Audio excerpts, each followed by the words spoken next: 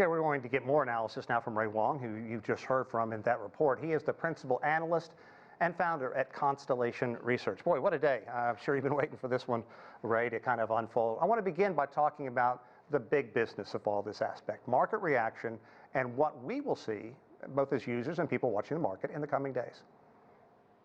Yeah, we can expect that a number of advertisers and brands are going to take a pause. You saw that with GM. You saw it with some other brands where they want to understand what the content moderation policies are. You're going to see a number of folks be added onto Twitter that were shadow banned or banned or put on hold. And you're going to see a lot of volume that's going to pick up across the board. But I think the more important things is really understanding what's going to be happening within Twitter. Elon's got to set a strategy. He's got to find potentially a person that's going to run products, a brand new sales commercial officer, someone that's in charge of building new partnerships. And they've really got to think about, what is that vision? What do they want to build going forward? Maybe it's the super app. Maybe it's something a little bit bigger than the super app.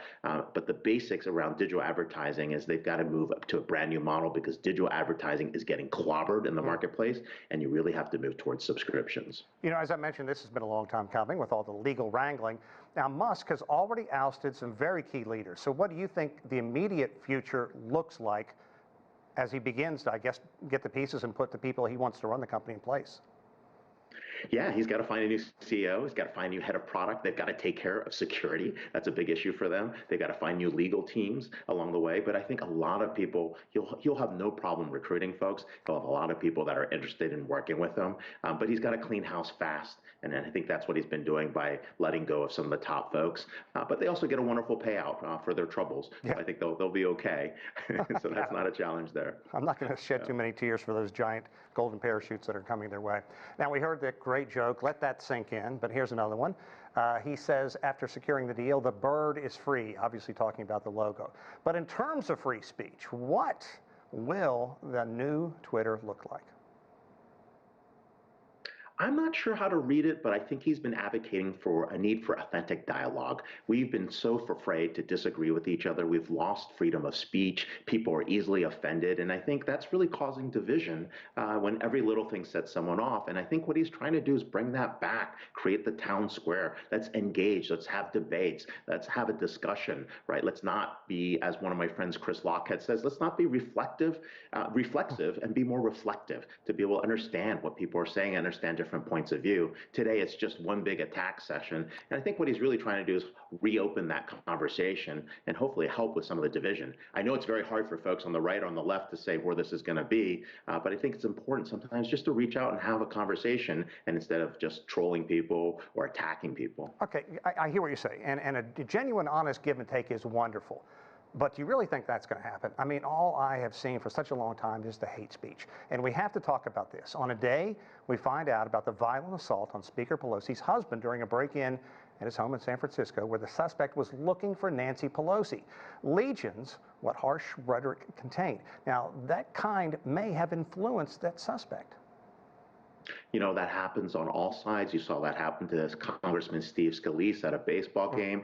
We're worried about more political violence as an election is coming to date. And I think this is where automation and AI will play a great role in trying to moderate that speech or slow down that speech. Twitter didn't invest enough in terms of the analytics and AI to be able to actually jump in time, right? You might not shadow ban someone. You might actually flag something for review, send it to the content moderation board, have people discuss it, find out a resolution and get something out there. But we couldn't do nothing about it, and we couldn't also just take out freedom of speech. I think it's time for that dialogue and engagement to occur, and I believe that's kind of the mindset where Elon Musk is headed. Love to hear it. I would love to hear it. Former President Donald Trump, he's thrilled. Is he going to be coming back to Twitter? I don't know. They've got a content moderation board, but I do want to know how Kanye got his account before they discussed the content moderation board. Yeah, kind of expand on that. What do you think that Elon Musk is going to have to consider? Because Donald Trump clearly thinks he's coming back. I think there's a lot of cases where people who've been banned feel like they might have a chance to get back. You know, in President Trump's case at that point, former President Trump, he's got his own network, right? A social network. He might not come back. He might come back, but, you know, I think that's going to be a business decision on his end. I think for other folks, like we have to understand like what speech is going to be allowed, because as an advertiser, you might have a different view. As a free speech advocate, you might also look at it in a different view. And, you know, what kind of hate speech is hate speech, and where will that play? That's where the Content Moderation Board will actually have that discussion. And it's going to be interesting to see who's in that composition, right? You know, how far and how wide will that Content Moderation Board work? And by the way, how it works in the US is going to be very different Right. than what you might have in Japan, right? Or what you might have in the UK, or what might you have in Brazil. And I think that's also one of the things that he's going to find very complicated to implement. I'm going to give you an A for your analysis and an A for diplomacy. Ray Wang, always a pleasure. Thanks so much. Thank you, Sean.